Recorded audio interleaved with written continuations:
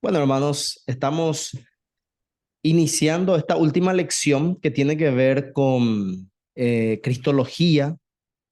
Estamos utilizando los materiales de Thirmil, Tercer Milenio Ministerios, y el curso de Tercer Milenio es Creemos en Jesús, y estamos nosotros en la última lección, que es el Rey, Jesús, Jesucristo como el Rey.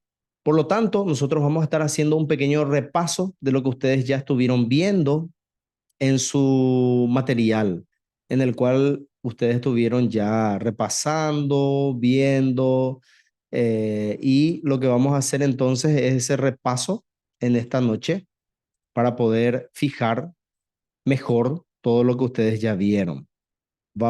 Ahí estoy compartiendo mi pantalla y allí, hermanos, entonces vamos a ir viendo algunos puntos importantes. Tenemos allí lo que es, hermanos, entonces la primera parte, y como ustedes estuvieron viendo, hay un trasfondo en el Antiguo Testamento. En esta lección 5, que trata sobre Jesús como el rey, lo que se busca es mostrar cómo ese oficio que en el Antiguo Testamento había de rey se cumple en Jesucristo, porque Jesús es el Rey de Reyes y Señor de Señores. Y vamos a ver un poco lo que esto significa. Vamos a ver entonces cómo esos oficios, tanto de profeta, de sacerdote, se cumplen en Jesús, y también ese oficio de rey. Y también, hermanos, vamos a ver cómo este oficio se cumple en el Nuevo Testamento en Jesús, y cómo afecta eso el reinado de Cristo en nuestras vidas. Así que, primeramente, vemos en el Antiguo Testamento los requisitos de los reyes. En el Antiguo Testamento habían requisitos para esos reyes, y esto se reveló en dos etapas. Primero en la ley de Moisés, y luego David proporcionó también requisitos adicionales, y esto para que luego se cumpliera en Cristo.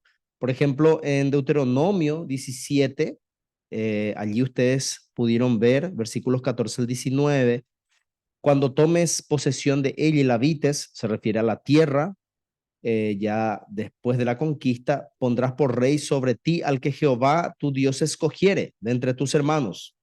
Él no aumentará para sí caballos, ni hará volver al pueblo a Egipto con el fin de aumentar caballos, ni tomará para sí muchas mujeres, ni plata ni oro amontonará para sí en abundancia. Él escribirá para sí en un libro una copia de esta ley, y leerá en él todos los días de su vida, para que aprenda a temer a Jehová, para guardar todas las palabras de esta ley y estos estatutos, para ponerlos por obra.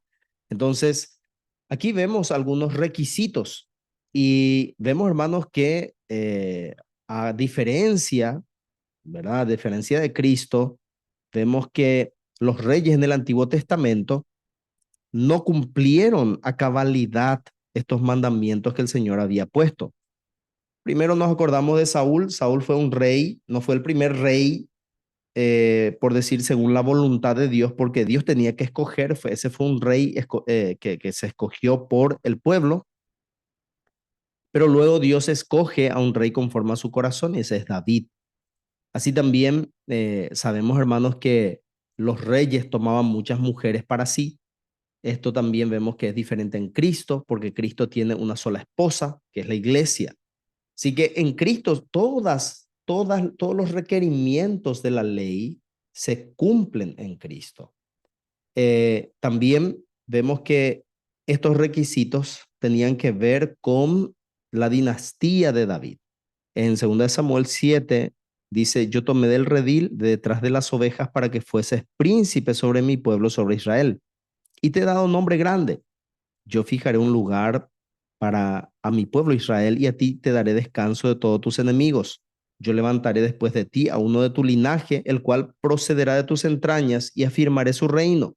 Y será firmada tu casa y tu reino para siempre delante de tu rostro, y tu trono será estable eternamente. Entonces aquí vemos uno de los pactos, este pacto de Dios con David. Y El pacto consistía específicamente que el rey, el Mesías, tendría que ser descendiente de la casa de David. Pero así también en el Antiguo Testamento vemos estas funciones que tenían que cumplir los reyes. Y esa función, hermanos, era la justicia, la misericordia y la fidelidad o fe. Esto mismo es lo que Jesús dijo en Mateo 23, que lo más importante de la ley era la justicia, la misericordia y la fe.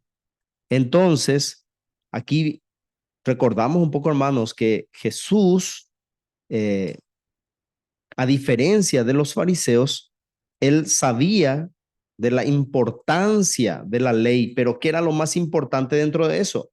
La justicia, la misericordia y la fidelidad.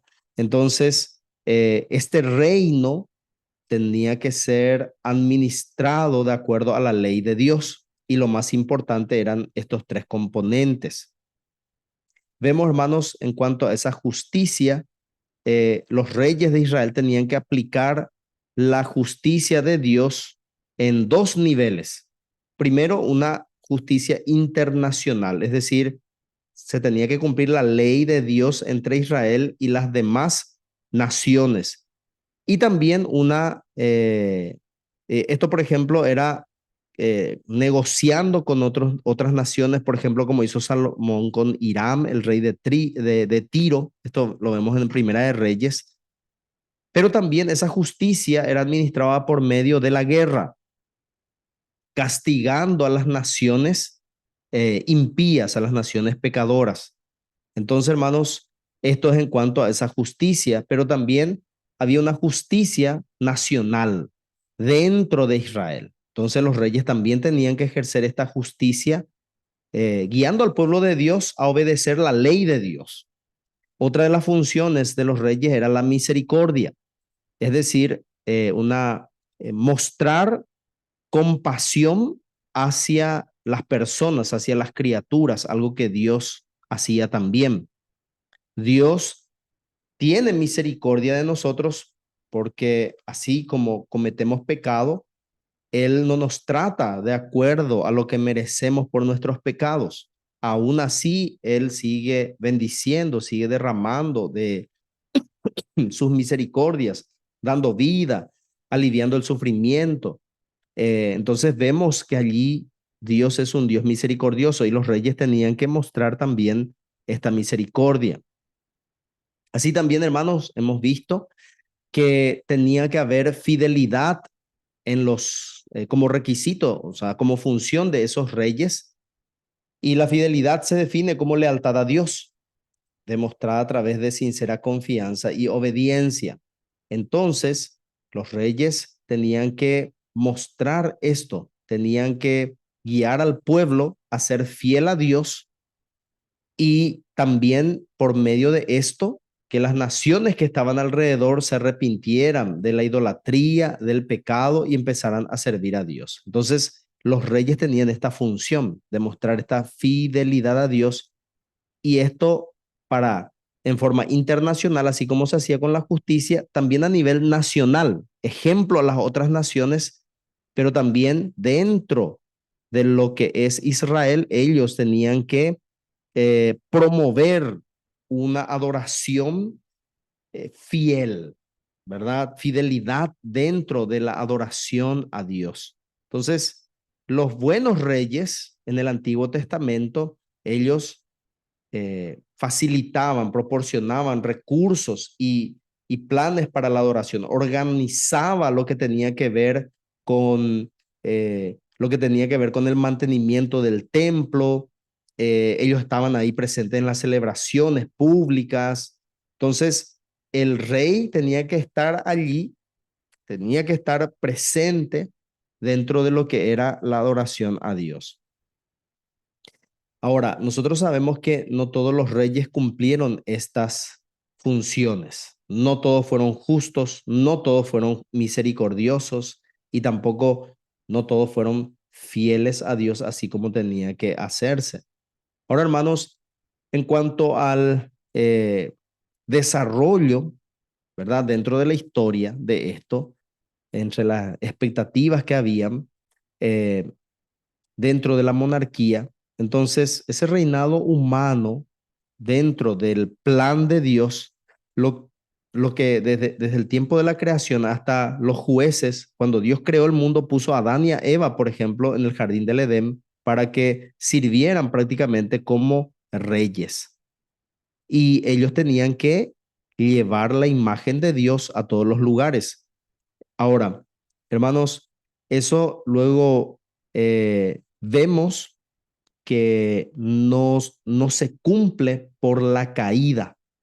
La misión de Adán y Eva era lo que encontramos en Génesis 1:28, que dice, fructificad y multiplicaos, llenad la tierra y sojuzgadla y señoread en los peces del mar, en las aves de los cielos, en todas las bestias que se mueven sobre la tierra. Entonces, Adán y Eva eran los representantes de Dios y a través de ellos y de su descendencia, toda la tierra tenía que convertirse en el reino de Dios. Entonces, ellos fueron los, podríamos decir, los virreyes de toda la raza humana, pero ellos pecaron, entonces toda la descendencia de Adán y Eva se alejaron de esta responsabilidad que Dios había dado.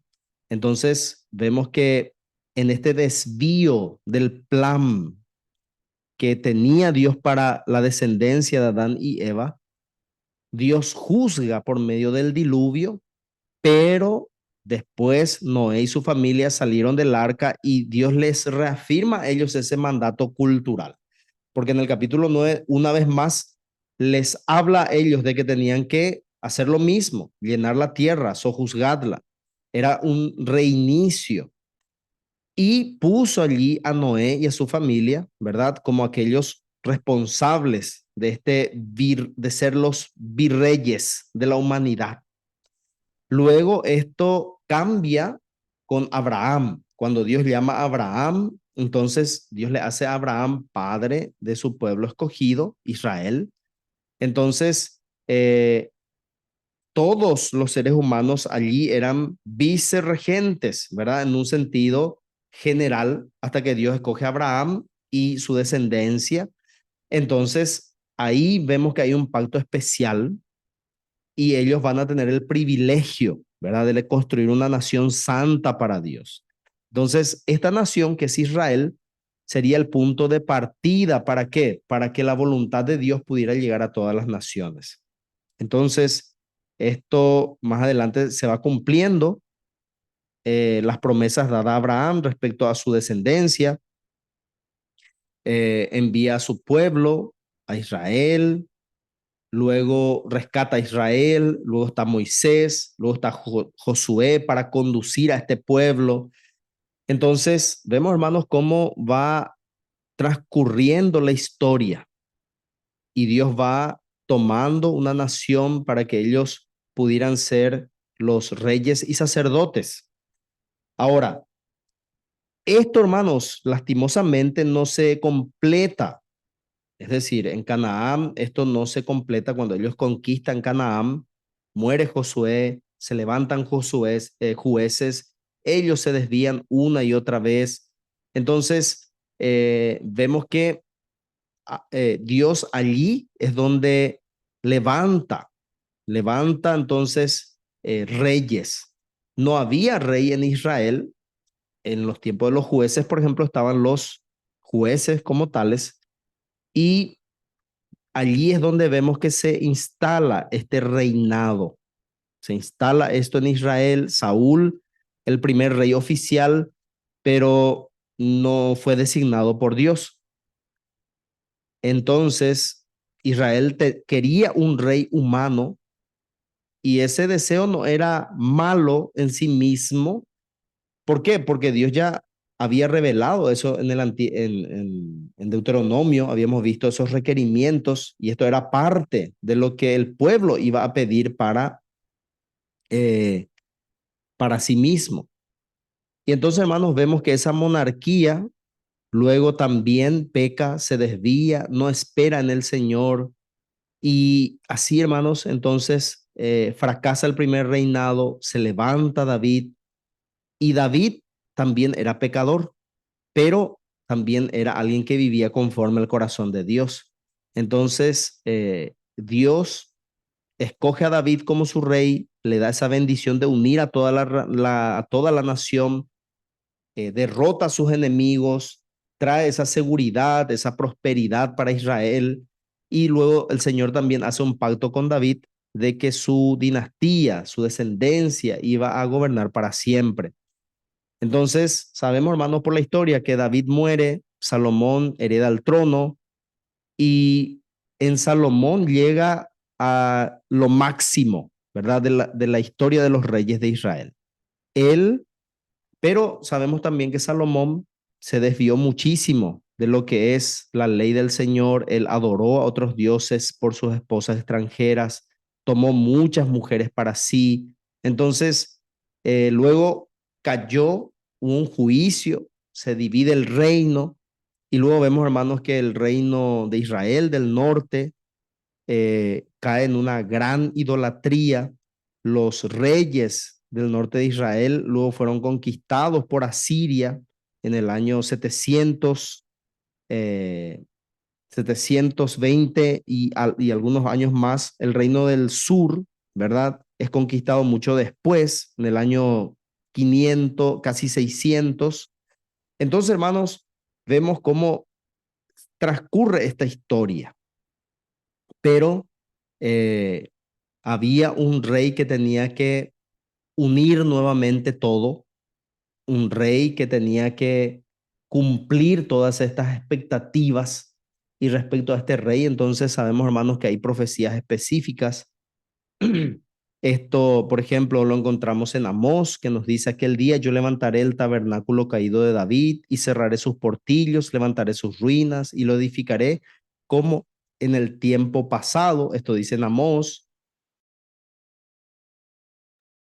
También, hermanos, en Jeremías 30:8-9, en aquel día dice Jehová de los ejércitos: yo quebraré su yugo de tu cuello y romperé tus coyuntas, y extranjeros no lo volverán más a poner en servidumbre, sino que servirán a Jehová su Dios y a David su rey, a quien yo les levantaré. Entonces, vemos, hermanos, que había promesas, también profecías específicas respecto a que había un rey que tenía que levantarse. Y nosotros sabemos que este rey, eh, los requisitos, todo esto luego se cumple en el Nuevo Testamento en nuestro Señor Jesucristo. Y eso es lo que vemos luego en nuestro Señor Jesús. ¿Por qué? Porque vemos, hermanos, que nuestro Señor Jesús, así como en el Antiguo Testamento, fue un rey escogido por Dios.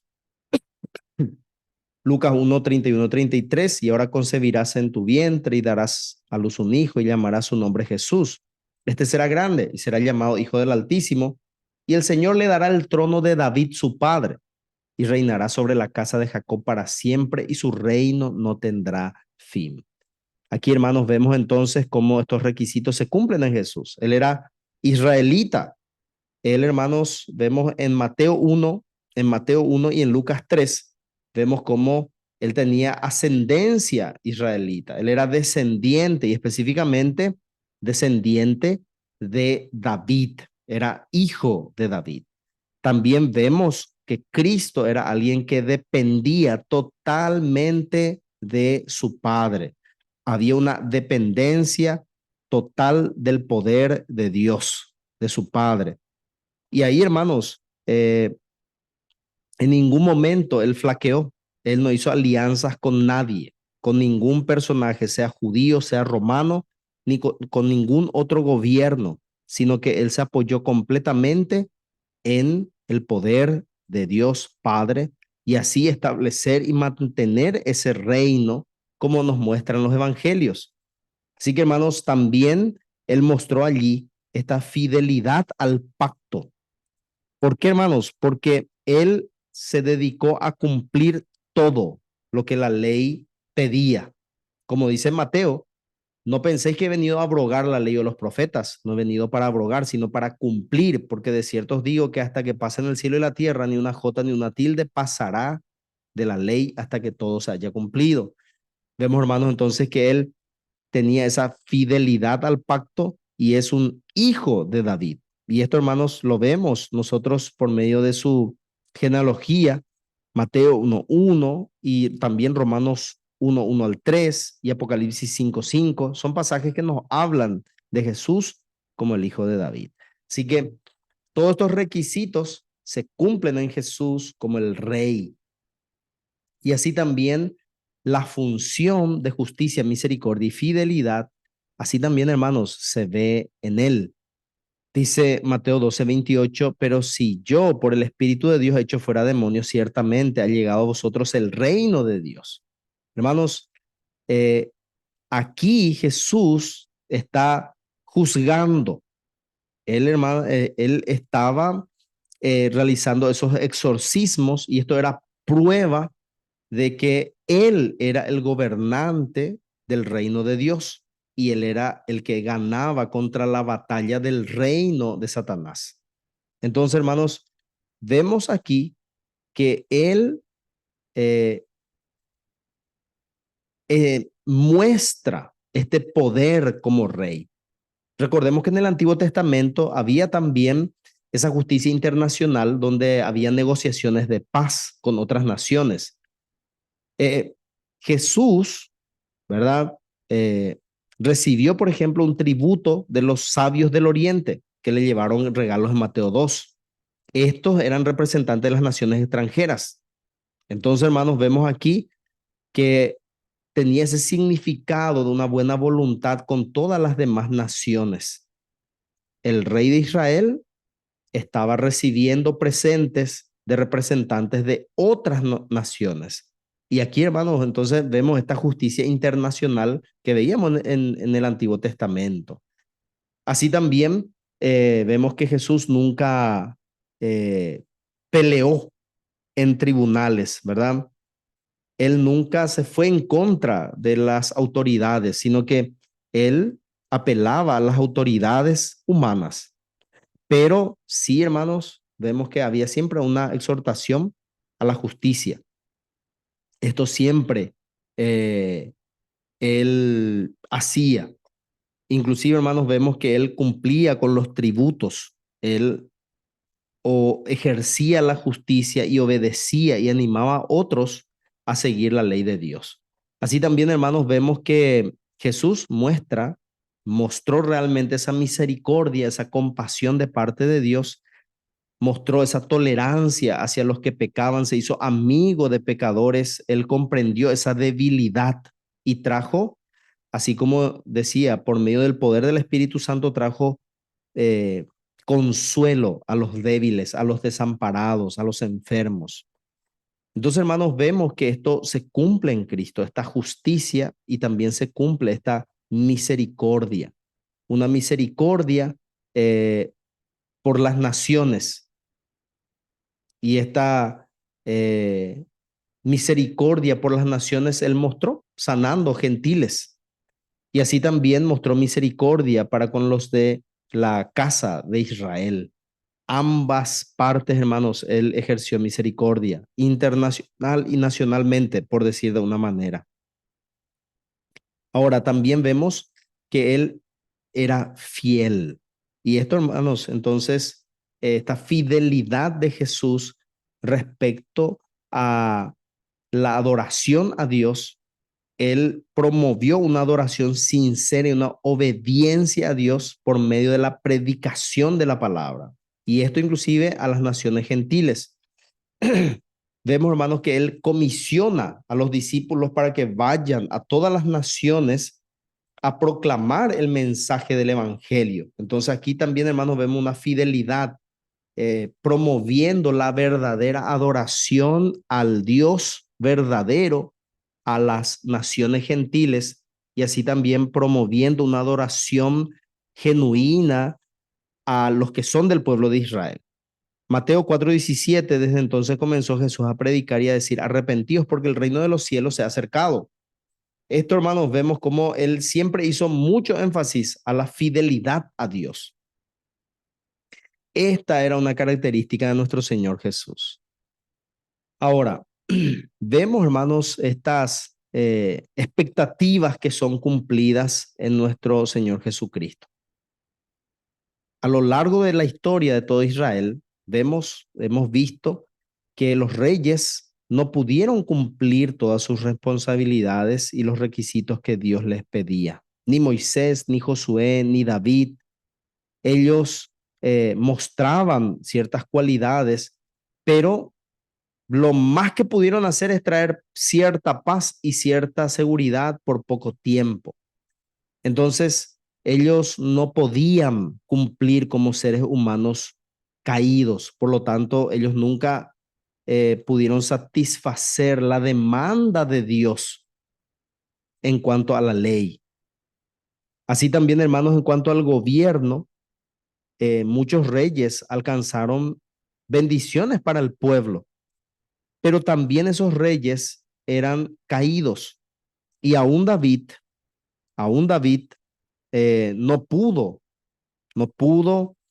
dar todo lo que Cristo da al pueblo por su fragilidad, porque es ser humano. Entonces, hermanos, aquí es donde podemos ver nosotros que solamente en Cristo se podían cumplir todas estas expectativas, ¿verdad? Las expectativas que tenía, por ejemplo, respecto a la dinastía de David. En el Nuevo Testamento se habla de Jesús como el hijo de David y como aquel que iba a restaurar iba a restaurar la dinastía de David. Entonces, él como heredero legal de ese trono de David, él cumplió con todos los propósitos que Dios tenía para su reino. Primero, restauró un remanente fiel. Levantó, hermanos, aquellos que eran fieles a Dios dentro de Israel, apóstoles, discípulos, y luego esto lo hizo para con las demás naciones, ampliando el reino de Dios a las demás naciones, llevando, hermanos, a los gentiles de todas las naciones a venir a Cristo por medio de sus discípulos. Entonces, esto hace que el reino terrenal de Dios hoy, hermanos, no sea solamente aquellos descendientes según la sangre de Abraham, sino que mayoritariamente todo el reino de Dios está, hermanos, por todo el mundo, por todo el mundo. De alguna manera, hermanos, podemos decir que está por todo el planeta. Y así entonces Jesús cumple esa expectativa del Antiguo Testamento de dar esa victoria, esa libertad. Lo que en el Antiguo Testamento David no pudo hacer, ni Salomón pudo hacer, Cristo lo hace hoy. Así también Jesús trajo libertad y victoria. Y esta victoria, hermanos, es sobre los enemigos espirituales, el pecado, la muerte, los demonios. Él trae libertad contra esos enemigos espirituales. Y nos dice Mateo 1, 21 al 23, el ángel del Señor le dijo a José, y dará a luz un hijo y llamará su nombre Jesús, porque él salvará a su pueblo de sus pecados. Todo esto aconteció para que se cumpliese lo dicho por el Señor por medio del profeta cuando dijo, he aquí una virgen concebirá y dará a luz un hijo y llamará su nombre Emmanuel, que traducido es Dios con nosotros. Entonces, hermanos, vemos que trae esa libertad. Y en Colosenses 2:15, y despojando a los principados y a las potestades, los exhibió públicamente, triunfando sobre ellos en la cruz. Así que Jesús vino y él derrotó a los enemigos espirituales, el pecado, la muerte, los demonios, el reino de Satanás. Jesús viene y él trae una victoria sobre estos enemigos espirituales y trae libertad sobre estos enemigos espirituales y establece un reino. Eso es muy importante, hermanos, tener en cuenta porque en el Antiguo Testamento había esa profecía de un rey prometido que iba a ser ese rey que iba a iniciar un reino eterno, un reino que no iba a tener fin y que sería el cielo en la tierra y que iba a ser para siempre y iba a ser un descendiente de David. Entonces, en el Nuevo Testamento nosotros encontramos esto, que el reinado de nuestro Señor Jesús es el que va a durar para siempre. En Él se van a cumplir todas las expectativas respecto a ese reino eterno. Jesús es el que trae ese reino eterno. Y este reino eterno también es un reino mundial. ¿Por qué, hermanos? Porque eh, Jesús es ese rey esperado, el hijo de David, vino a traer el reino de Dios a la tierra. Él no cumplió todas las profecías del Antiguo Testamento ni todas las expectativas cuando él vino por primera vez. Aún, hermanos, hay cosas que se tienen que cumplir de parte del Mesías. Por eso, por ejemplo, los judíos no aceptan a Jesús como el Mesías prometido. ¿Por qué? Porque el reino aún no se ha establecido en toda la tierra, por ejemplo, ¿verdad?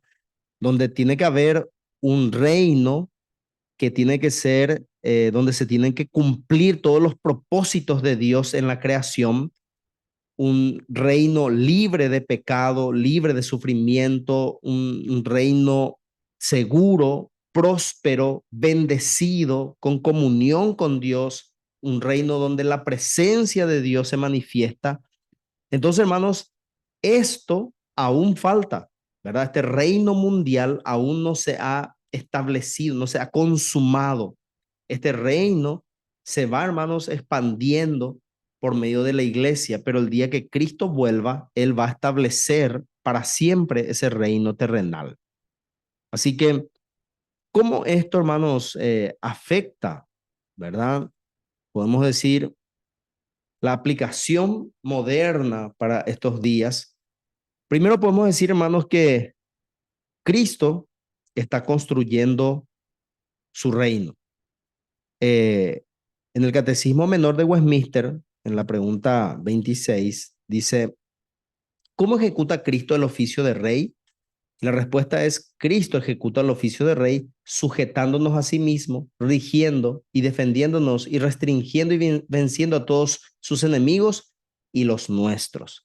Entonces, la realeza de Cristo impacta hoy nuestras vidas, primero sujetándonos nosotros a nuestro Señor Jesús, nos lleva a su reino.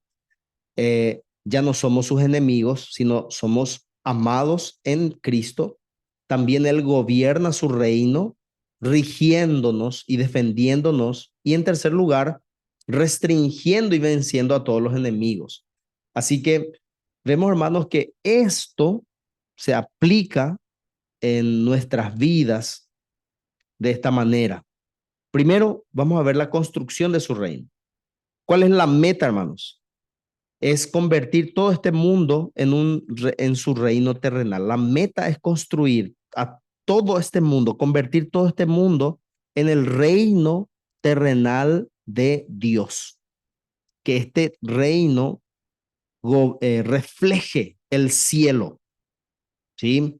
Entonces, que venga tu reino, hágase tu voluntad en la tierra como en el cielo. Esa es la meta del reino de Dios, que se haga la voluntad de Dios aquí en la tierra como en el cielo.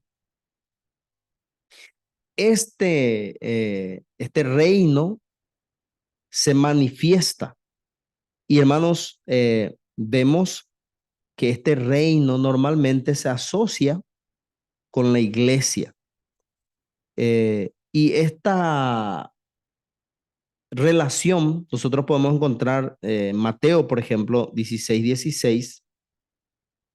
Respondiendo Simón Pedro dijo, tú eres el Cristo, el Hijo de Dios viviente. Entonces respondió Jesús, bienaventurado eres Simón, hijo de Jonás, porque no te lo reveló carne ni sangre, sino mi Padre que está en los cielos. Y yo también te digo, tú eres Pedro, y sobre esta roca edificaré mi iglesia, y las puertas del Hades no prevalecerán contra ella.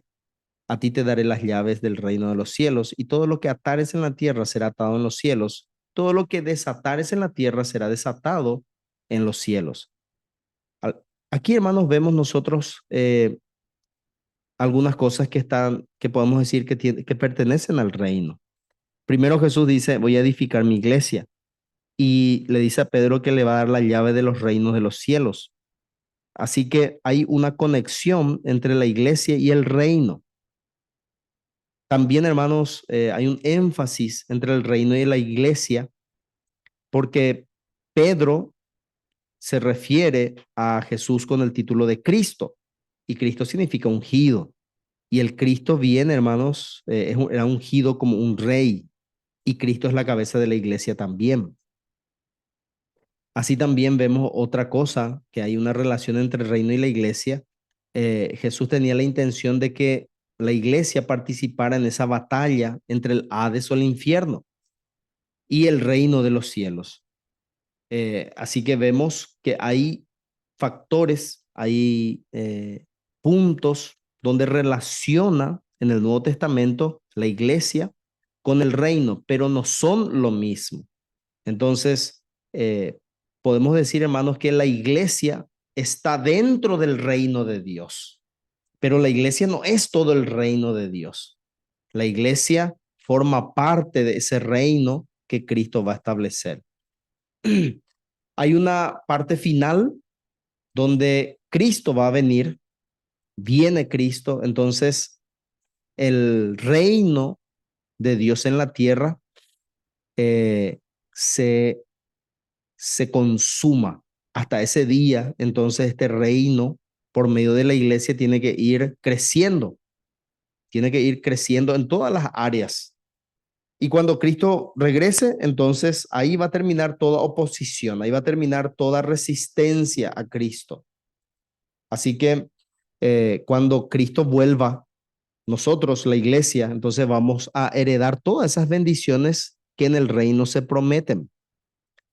Allí, hasta que eso ocurra, nosotros tenemos que predicar el evangelio, tenemos que enseñar todo lo que Él ordenó, tenemos que hacer discípulos a todas las naciones. Eso, hermanos, es nuestra tarea y por medio de eso vamos edificando también el reino de Dios. Y eso es lo que tenemos que hacer hasta que venga Él. Ahora, ¿cuáles son los métodos para la construcción de este reino? Entonces, la predicación. El método, hermanos, es predicar el evangelio, bautizando, enseñando la palabra de Dios. Estos serían los métodos. La metodología es eh, hacer discípulos, bautizarlos y enseñarles la palabra de Dios. Este es el método para construir el reino de Dios y la iglesia está dentro de eso. Ahora, ¿cómo el rey gobierna a su pueblo? Y gobierna, hermanos, sabemos, por medio de su palabra. Y en su palabra vemos, hermanos, que él es un rey que provee bendiciones para nosotros. La bendición de la misericordia, es un Dios que perdona, es un gobierno lleno de amor, porque Cristo es un rey amoroso y nos bendice, hermanos, con diferentes bienes en este mundo. Tenemos también la presencia del Espíritu Santo en nuestras vidas. Vemos, hermanos, que nuestro Señor no es un gobernante tirano, sino que es alguien que en amor se preocupa por nosotros, nos provee y en vez de condenarnos por nuestros pecados, Él es aquel que nos anima constantemente y nos guía, hermanos, inclusive por medio de la disciplina para poder ser fieles. Y podemos recurrir a Él en todo tiempo. En todo tiempo podemos venir a nuestro Señor Jesús. Y Él también, hermanos, dentro de ese gobierno nos defiende. Es decir, hermanos, que primero tenemos nuestro enemigo, que es el pecado, y Él está allí, hermanos, para protegernos. Él intercede por nosotros. Él nos ayuda a no caer en tentación. Él nos defiende de esa corrupción del pecado y nos ayuda, inclina nuestro corazón hacia Él y nos da esa victoria contra el pecado. Y si caemos, Él nos da el don del perdón y nos limpia cuando nos arrepentimos de nuestros pecados. Vemos, hermanos, entonces cómo Él es el que nos ayuda en esa lucha contra el pecado. Solamente en el poder de Cristo es que nosotros podemos vencer a ese enemigo. Y no solamente, hermanos, contra el pecado, sino también nos guarda de todo ataque del enemigo, de todo ataque de Satanás. Él es el que guarda a su pueblo también. Y hermanos, la victoria que él tiene sobre sus enemigos. Aquí, hermanos, vemos entonces que el Señor es el que guarda a su pueblo. Pero así también, hermanos, él establece esta victoria. Primeramente, hermanos, podemos decir en una forma parcial, ahora, ¿verdad? En este tiempo. Y luego Él va a venir a vencer completamente a todos los enemigos que se oponen a Él. Él también venció y va a mostrar esa victoria total contra los enemigos, por ejemplo, la muerte, cuando Él venga y todos resuciten. Así también, hermanos, contra el pecado, porque va a haber un reino sin pecado, y también va a vencer a Satanás, porque todos van a ser condenados en el lago de fuego y azufre. Así que, hermanos, vemos entonces que en el regreso de Cristo, Él tiene esa victoria total sobre sus enemigos. Así que lo que podemos decir es que en esta lección vemos este oficio de rey, vimos ese trasfondo del Antiguo Testamento, los requisitos que había, las funciones, las expectativas, pero estas expectativas eran principalmente para el futuro. Vemos que en Cristo se cumplen todos estos aspectos del oficio del rey, se cumplen en Cristo, y vemos cómo en estos días la realeza de Cristo, Él como rey, sigue afectándonos, ¿verdad? Como Él edifica su reino, gobierna a su pueblo y vence a sus enemigos. Entonces, en estas lecciones, en esta serie, porque hemos visto ya 5 lecciones, hemos visto, hermanos, las riquezas de la doctrina de Cristo, cómo Él es el redentor de toda la historia, cómo fue su vida, su ministerio, vimos sus oficios como profeta, como sacerdote, como rey. También hemos visto, hermanos, cómo Él es el Mesías, el que cumple todas las profecías, Él es el ungido de Dios. Entonces, ahora que conocemos más de Él, más que comprendemos todo lo que Él ha revelado acerca de sí mismo, entonces eso tiene que despertar un mayor amor, una mayor fidelidad, una mayor entrega y mostrar eso que hemos aprendido de Cristo en todo lo que hacemos, nuestras casas, nuestro trabajo, nuestra iglesia. Todo esto, hermanos, tiene que llevarnos a glorificar el nombre de nuestro Dios. Así que de esta manera entonces terminamos capítulo que es Cristología, y así entonces, hermanos, estamos ya finalizando esta materia y luego vamos a estar iniciando otra. Así que de mi parte, muchísimas gracias por toda la atención y la fidelidad.